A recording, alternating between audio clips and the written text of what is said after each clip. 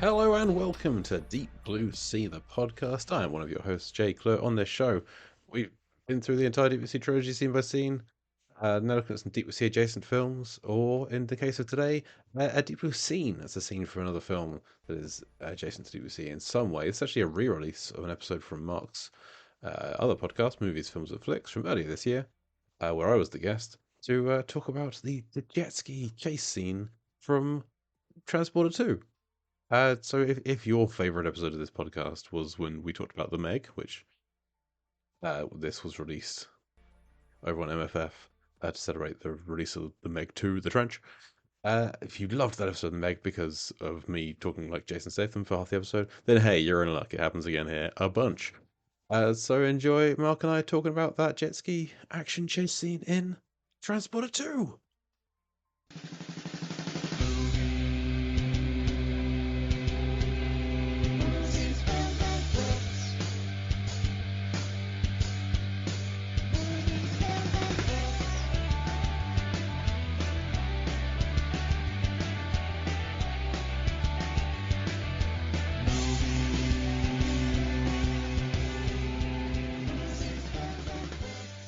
Hello and welcome to Movies, Films, and Flicks. I am Mark the Transporter Hoffmeyer, and joining me is a man that's going to once again record this entire episode from on a jet ski. It's Jay Cluett. I'm on a jet ski and wearing a suit. Wearing a suit on a jet ski. It's never been done before. I figured I had to do it for this one. Is this the third time you've done it? I know for the Piranha 3D episode you were on a jet ski. And I think we did Deep Rising. I was on a jet ski for Deep Rising for Deep Blue Sea. Yeah, so this is the third time that you've gone out on the ocean, gotten on a jet ski, and recorded an episode. Yeah, and I mean, in this scene, there's people shouting from a long way away, and the person on the jet ski must have been able to hear them. So you can perfect audio quality on a jet ski. Like, don't worry about that noise. It's easy to hear through. Whatever you've done to your Yeti mic is just wonderful. It's not going to survive this one, I think.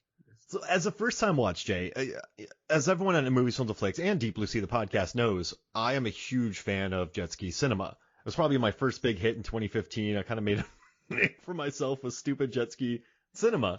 And we've talked about a lot of movies with jet skis, and now we're just going to talk about the scene from Transporter 2 because it features Jason Statham on a jet ski, and The Meg 2 is going to feature Jason Statham on a jet ski. And I think that Jason Statham might be the king of jet skis because he fights near a jet ski in Operation Fortune. There are jet skis in Expendables 2. The Transporter has one of the highest scores ever for a jet ski action scene in a movie. And The Meg isn't doing too well critically, but it's going to make a lot of money. So, a lot of jet skis, Okay. Jay. A lot of Jason Statham jet skis. So is he the king of like the action jet ski scene, whereas you might have Sandler might be the king of the comedy jet skiing? That's a great. Scene. Yes. So there are I think Melissa McCarthy, yeah, and then Danny McBride and Adam Sandler are the king of the comedy jet skis. Sure. Okay. But when it comes to action jet skiing, I mean, this is crazy, Jay. Kevin Costner, Ed Skrein, Sandra Bullock, JCVD, Vin Diesel, Dwayne Johnson, Treat Williams, Mark Dacascos, Christian Slater, Martin Lawrence. Will Smith kicked somebody in the head on a jet ski. Then you have Kristen Wiig. You have Johnny Knoxville. A lot of jet ski shenanigans. But I think, Jay, this might be a top 3 jet ski scene for me, the jet ski scene in Transporter 2. It's got to be up there. I got to say, no offense to Ed Skrein, he was way too high on that list. You said his name far too early. That's not a good jet ski scene. He drives it in a straight line and into somebody. What film was that even from? Transporter Refueled. Okay, so I have seen the first Transporter a long time ago. All I can remember is the DVD we had rented for the birthday party I was attending did not work, and we had to go back and get another one. I can't remember anything from the film. And I haven't seen anything beyond 2. I think I'd seen 2 before. Some things came back to me, but I haven't seen the rest of the saga. I got a little disappointed because I was like, oh yeah, Hitman Refueled stars Rupert Friend, who I like a lot. He's really good in Asteroid City. I like him in Homeland. It's very good in Asteroid. And I was like, oh yeah, but he's in Hitman Agent 47, the sequel to the Timmy Ollie movie. So I got my Hitman and my Transporters mixed up. How could you possibly? They dress so differently. Oh, They have such different hairstyles. no, so no wonder I got them mixed up.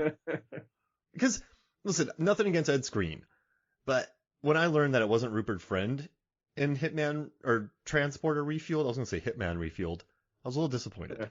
Hitman Refueled is basically, or I guess Transporter Refueled is basically Crank. He has to keep refueling.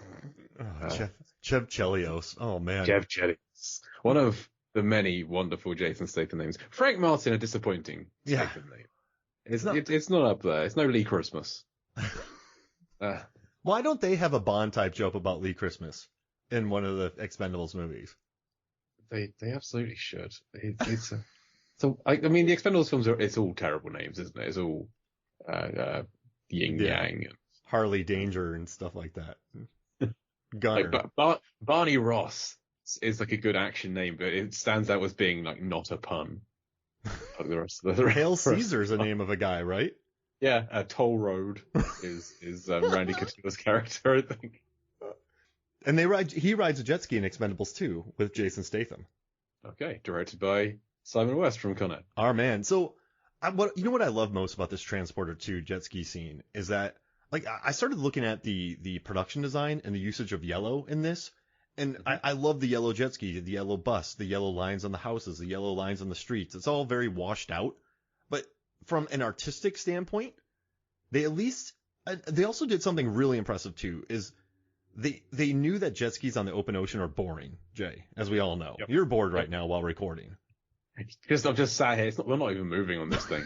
There's no bobbing up and down. Even if I was moving, I'd still be bored. I need some bridges to go under. I need to jump. I need to land on the jet ski from a great height, falling down an American flag, which must have been painful for Statham to have done.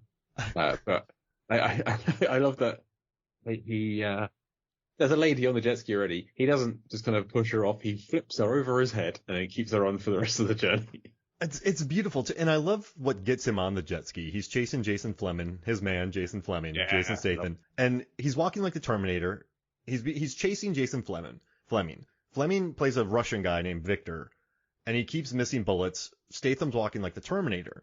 Eventually, Fleming pushes a pregnant woman onto Statham, and Statham has two options: chase Fleming or jump 30 feet onto a jet ski, flip a woman over, and chase him, and eventually hope to hit a ramp that takes him to the bus, which is very MI7. And also, Jay, while watching this, Furious 7, when they jump from the parking garage into the other building that's having construction, Transporter 2 happens in this film. Yes, Transporter 2 influences a lot of sevens. Well, and Louis Leterrier, director of Fast X, I mean, he directed this film. The scene with the bomb under the car when he flips it and knocks it off with a hook, that's pure Fast and Furious. Yeah, I feel like I've seen that somewhere. More. Yeah, I feel like I've seen that somewhere before where they rip a bomb off the bottom of it because of their driving. That's happened before. It's got to be in at least one of them. It has to be. So like Louis Leterrier always wanted to direct a Fast movie, and then I feel like the Fast movies kind of used his scenes for inspiration, which is totally fine. The John Wick franchise does it, everyone does it, and then he directs a Fast movie. It's wonderful. Circle. Driving around the full circle. The one thing I wonder if Tom Cruise took this movie for inspiration when he made Top Gun Maverick, Jay. I feel like he's influenced by Jason Fleming running after a bus. That's proper Cruise style running. Okay, so when they filmed Top Gun Maverick, they realized that just planes in the air were boring.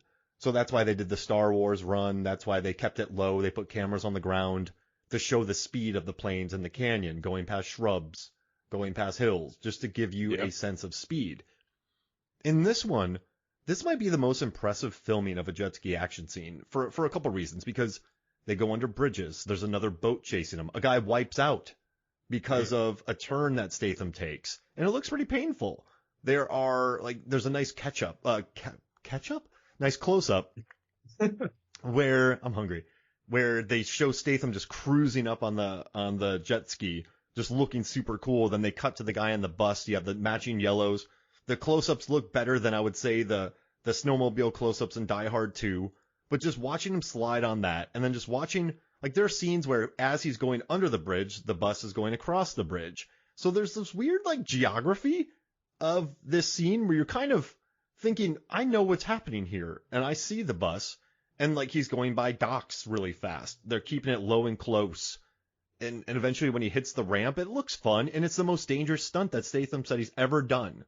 When he jumped from that jet ski onto the bus, they were going 35 miles an hour without a wire. Oh, wow. And he recently said in 2023, while talking about Operation Fortune, that was his most dangerous stunt that he's ever done. And it's a split second. It's barely it's barely anything. He's probably the biggest stunt is the jet ski jumping like up the ramp onto the bridge, but maybe that must have been more controlled. Yeah. I bet you're like, this is a nothing stunt. It'll be fine. Just jump onto the bus going 35 miles an hour with no cables whatsoever. Yeah. But he said that was his most dangerous stunt ever. I believe it. I mean, I don't want to do that. It doesn't sound fun. I don't know how long it takes for Fleming to get into the bus or to even think about getting into the bus. Like, it's not until the jet skis are coming up the ramp towards them. He's like, oh, I should probably get into this vehicle I'm clinging on the back of, which is going to be making regular stops.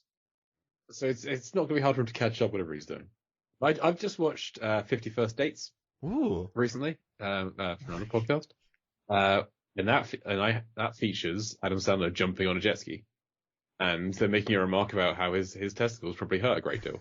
Yes. That jump is nothing compared to Statham's fall onto the jet ski here. So he's like a metal-plated eunuch or something. It's transported his balls into his body, probably. Yeah. He is no danger to that lady on the jet ski because there is nothing there that can do anything anymore. Wait, if Frank does get hurt, though, would he show it? Because he's being shot at earlier, and, I mean, he puts on coconut punching gloves and knocks out a guy later on. Like, this is a guy who... He does not show any pain whatsoever. So if he's crunching his balls, because Sandler tries to hide it too on 50 First Dates, do you think he's just trying to be like super cool about it? I think so. He hasn't got time to show pain. He's got a bus to catch. So yeah, I feel like I don't think we see him immediately after the sequence, but there's going to be at least a kind of a limp going on, like just a hobble or something, just to kind of walk it off. Recover a little bit, because that's quite the fall. I gotta tell you, Jay, sometimes when my daughter, if we're changing her or just something, or I'll sometimes catch an errant foot right to the plums. Sure, yeah. It floors me. So the transporter, he's not human. And then he's got to ride on a jet ski on the waves. Like, that's gotta hurt. Yeah. It's not there's no suspension on a jet ski. You can't really do much about it. Can't do a lot about the terrain. You're gonna feel it. But yeah, I mean, my little dog tends to jump into the lap, and often he misplaces where he jumps. And yeah, it never doesn't hurt. It always hurts. So what if there's a scene where the woman on the back, she's screaming, right? But she takes her time, she stops, and she's like, "Oh, your balls!" Killing me. Hey, do the accent. Okay. Statham talking about, hey, Frank, guy who stole my jet ski, how you feeling? Oh, my testicles are killing me. I spoke of Statham too long recently on an episode of Deep Blue Sea as the Meg, and I feel like I've lost it a little bit. It's a Roy at this point. But okay, it's a megalodon. That's how I get into it. It's a megalodon. My testicles are killing me. So I landed right on me nuts. I landed on my keys. Now do Adam Sandler as imitating I don't do Adam Sandler. Jason Statham. I cannot do Sandler to save my life. I've never even tried to do Sandler. So Jay, as you've watched a few jet ski scenes, so I'm gonna rattle some off that I know for a fact you've watched. Sure. Piranha 3D, Shark Night, Waterworld, Transporter 2. You've watched. Have you seen You Don't Mess with the Zohan? It's been a long time. Okay. Let's see. You've watched Deep Rising. You have watched Hard Rain. So I mean, where does this rank for you in regards to jet ski action scenes? So, as much as it pains me to say it, Shark Night 3D is going to be pretty high on that list. Yeah. Just because the guy getting taken out on a jet ski by a shark A great white is shark that times a jump perfectly. it's the best scene of that less than stellar film. Hard Rain, not high up on the list. It's kind of I mean, they're not out in the open ocean. They're inside of a school, so that's good. But it's still kind of boring. Yeah, it is. Piranha 3D is just a fantastic film through and through. So action Adam Scott, like having a wonderful time, yes, getting around. It's got to be up there.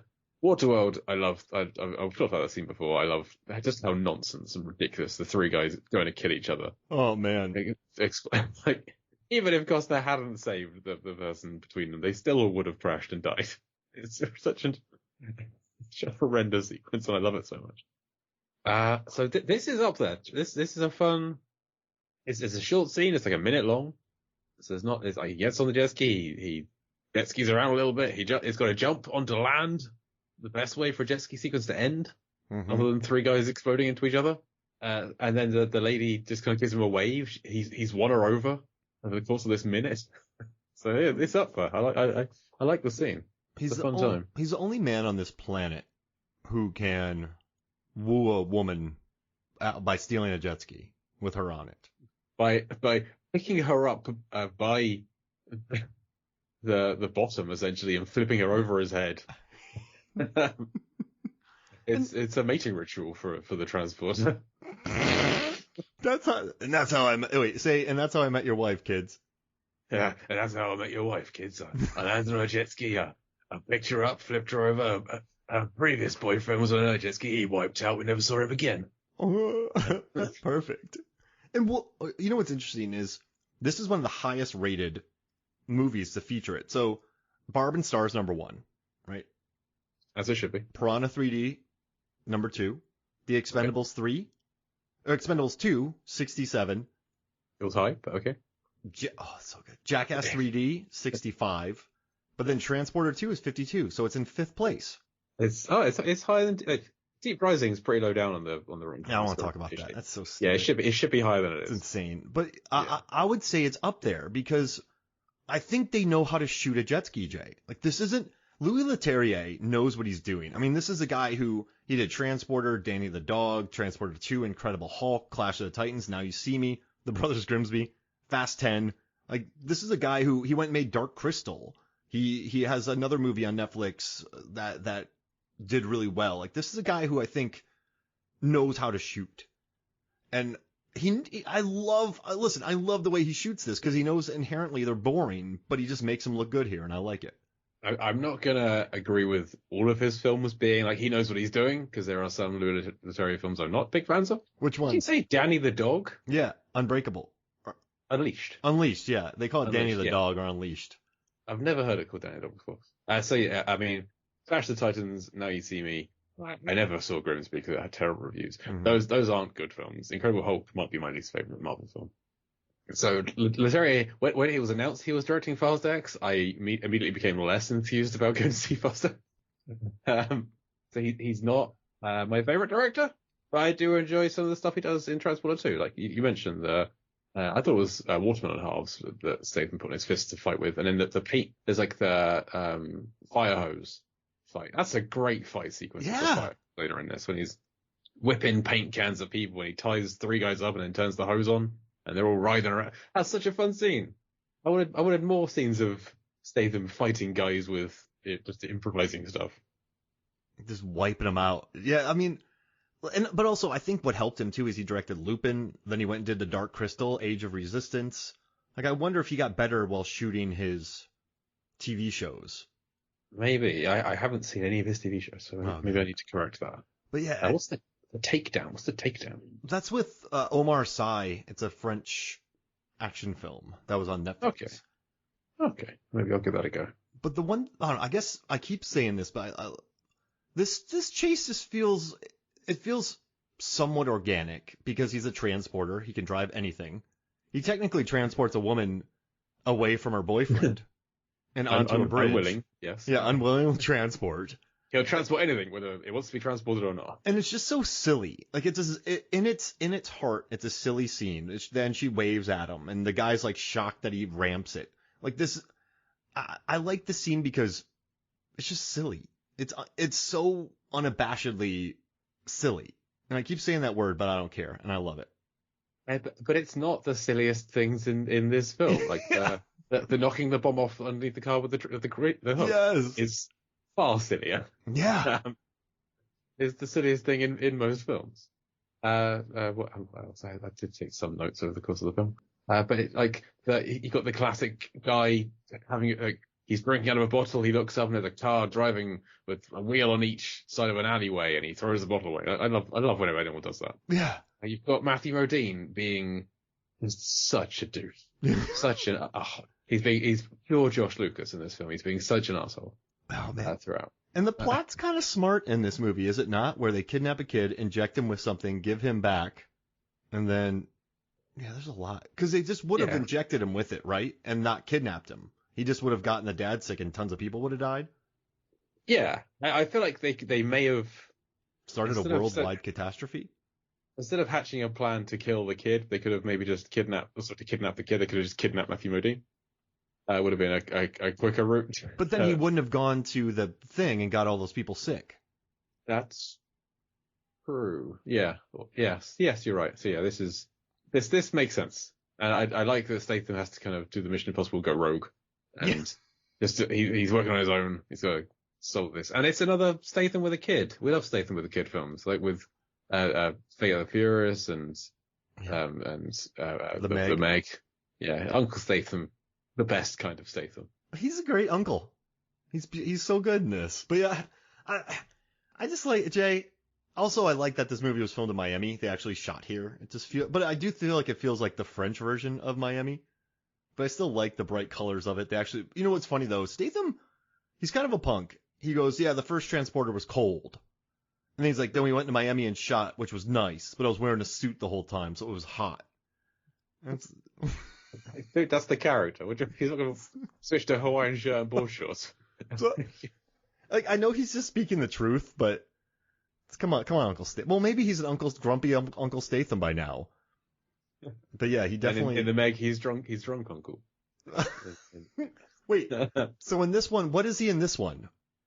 Yeah, well, this one will be grumpy uncle because he's all hot and sweaty. Grumpy uncle. And then we have mass murderer uncle in Fate of the Furious. Yep, and drunk uncle. Well, but it's called crazy. So like crazy drunk uncle in the Meg. The little girl calls him. The little girl's nickname for him is crazy. Hey, crazy kids. Oh man, but yeah, it's okay. So I like that grumpy uncle in this one. But he's like, I promise. Thrilled to see Keith David. Thrilled to see Keith David. Oh right, wasn't that great to see him? No, he's not in it enough. He's not in anything enough. But it's always fun to see him. And Lola, Kate Nauta. Yeah. She's from Avalanche Sharks, a film we will one day cover on Deep Blue Sea, I'm sure. Her death on the spiky wine rack wall. Pretty cool. Yeah. She's a good villain, I think. Statham said he didn't like fighting her, so he had to defend mostly against her. But she had like the good look, the guns. Just underwear. Yeah.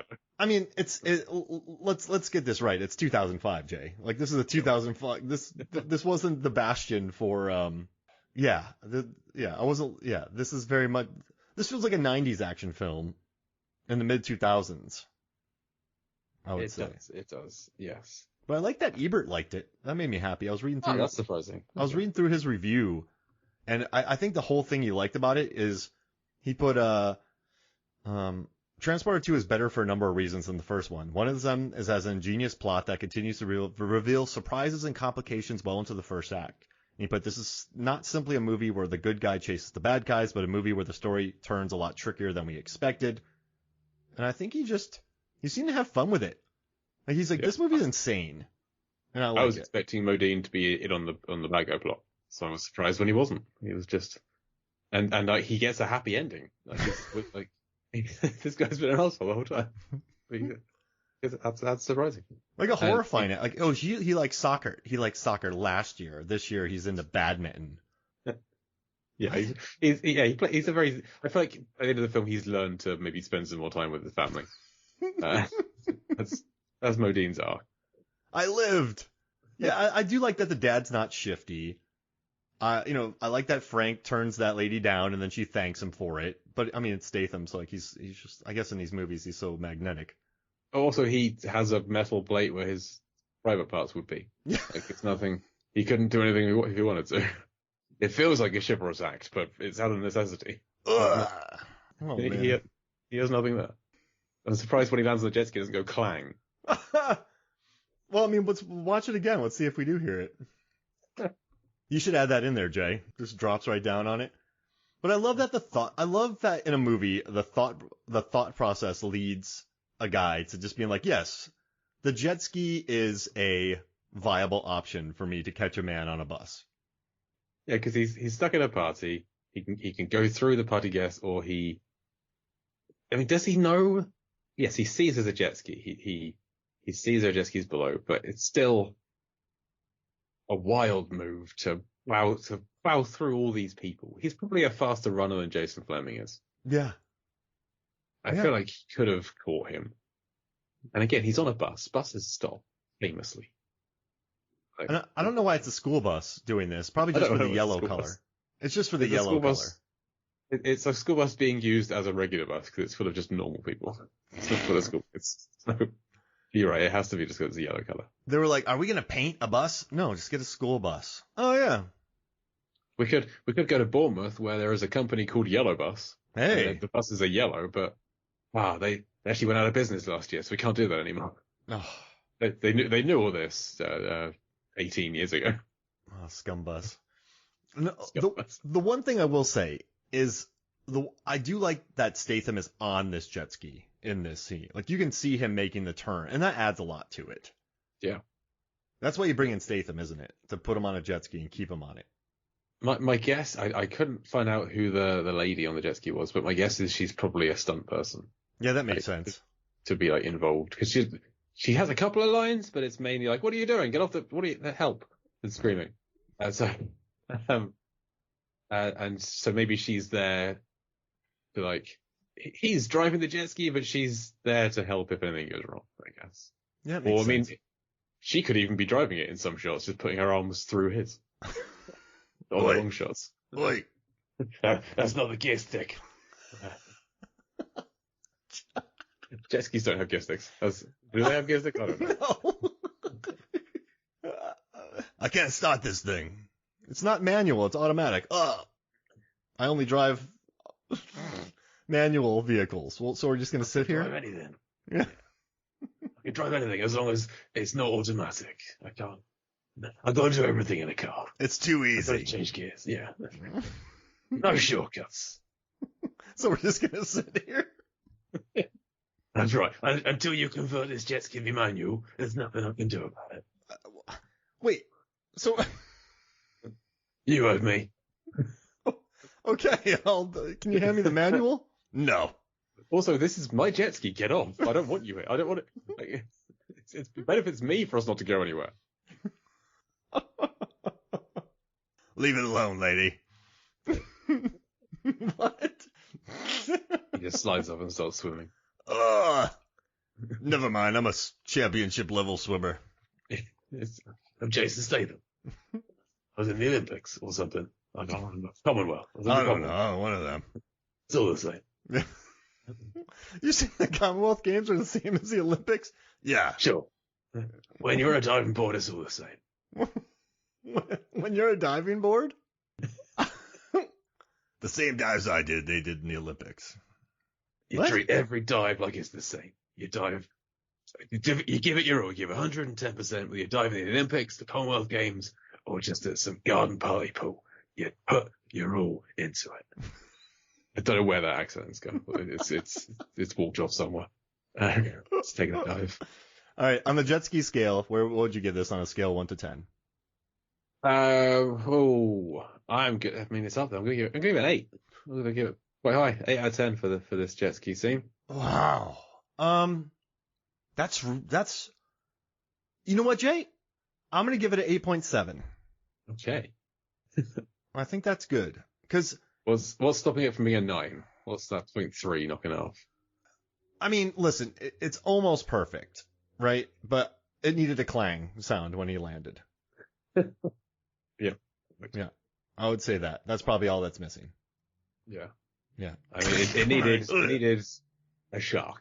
That's what I mean. I needed some kind of natural thing, and like, he's out in the ocean. There should be more things chasing. There should be sharks. Yes, there's boats on the jet skis, but we need a megalodon to come after him. That's what we need. Yep. Then it would be a 10. I'm looking forward to seeing him on a jet ski versus a megalodon. Yeah. And we're gonna. This is coming out on a Friday, and you can go to Deep Blue Sea the podcast and listen to that on a Wednesday. Yes, excellent. And you should do that. Absolutely. So Jay, where can people find you?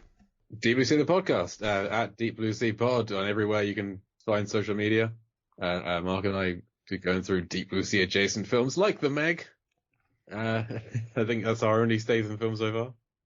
Yeah. He's not done a lot of Deep Blue Sea adjacent films, but he'll do some more, I'm sure. Yeah. And then at Life vs. Film is my personal site, but not a lot really happens there. But you can find me on Twitter on X at Life vs. Film, or on Instagram at JAYCLUITT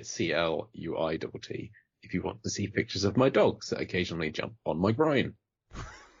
Well, you haven't been on MFF in a long time, so I'm glad to have you back. I'm still very sorry that I missed your 500th week celebration. That still annoys me that I couldn't make it for that episode. Yeah. Well, I mean, listen, they'll still be there. Yeah. That's a lot, though. I think we're going to talk kitchen fights, but that Raid 2 one's its own episode, so we got to figure that out. It absolutely is, yes. I need to watch that again. When I was watching that, I was like, I just don't know how to break this down into... We can't do this for 3 minutes and then move on. This is like the majority of a day needs to be dedicated to this one fight. Because I need to get back in the commentary. Like, there's a lot of work for that one. So we'll talk about other kitchen fights, and then we'll do a separate Raid episode. I'm here for it. Awesome. Good. Well, hey, man, thank you for joining me. Thanks for having me. All right, so for me, Mark Hoffmeyer, and for Jay Clang Cluett, this is Movies, Films, and Flicks. We'll see you next week. So that was Mark and I talking about the jet ski action scene in Transporter 2. You can find everything Mark does over at moviesfilmsandflicks.com.